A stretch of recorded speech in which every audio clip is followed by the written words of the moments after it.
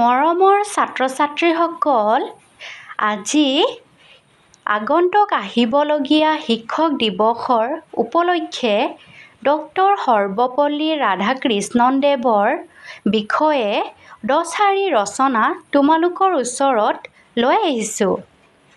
1.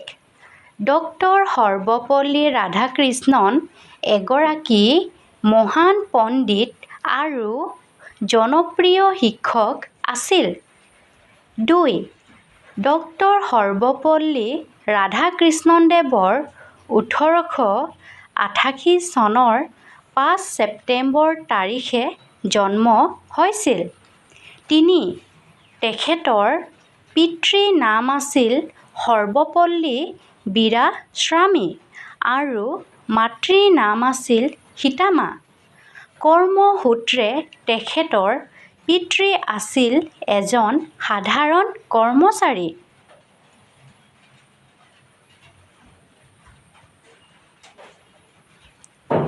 4. ড.সৰ্বপল্লী ৰাধাকৃষ্ণন দেৱে 8 বছৰ বয়সলৈকে নিজৰ ঘৰতে পিতৃ-মাতৃৰ তত্ত্বাৱধানত থাকি শিক্ষা গ্ৰহণ কৰিছিল।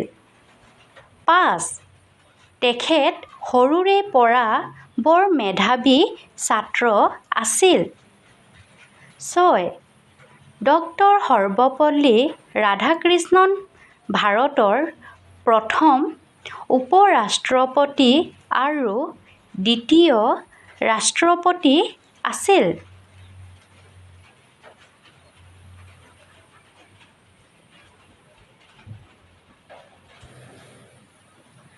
7. ড.সৰ্বপল্লী ৰাধাকৃষ্ণন দেৱে 1957 চনত ভাৰতৰ সৰ্বোচ্চ অসামৰিক সন্মান ভাৰত ৰত্ন প্ৰদান কৰা হয়।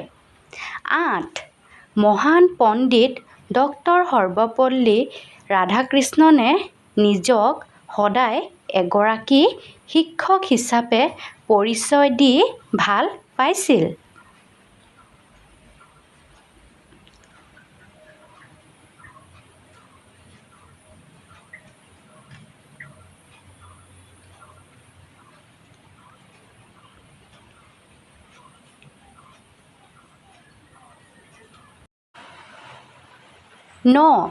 ড.সৰ্বপল্লী ৰাধাকৃষ্ণনে ইচ্ছামৰ্মে তেখেতৰ জন্ম দিনটো শিক্ষক দিৱস হিচাপে পালন কৰা হয়।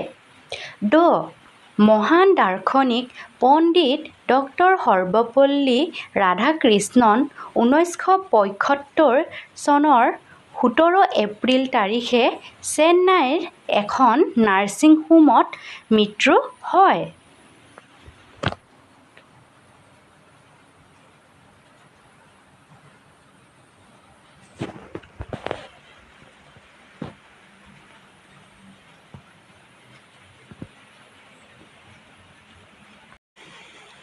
মৰমৰ ছাত্ৰ-ছাত্ৰীসকল, তোমালোকৰ এই ভিডিঅ'টি যদি অলপ হ'লেও তোমালোকৰ বাবে সহায়ক হ'ল, তেনেহ'লে তোমালোকৰ ফ্ৰেণ্ডৰ মাজত মোৰ চেনেলটি লাইক, শ্বেয়াৰ আৰু ছাবস্ক্ৰাইব কৰি দিবা। ধন্যবাদ।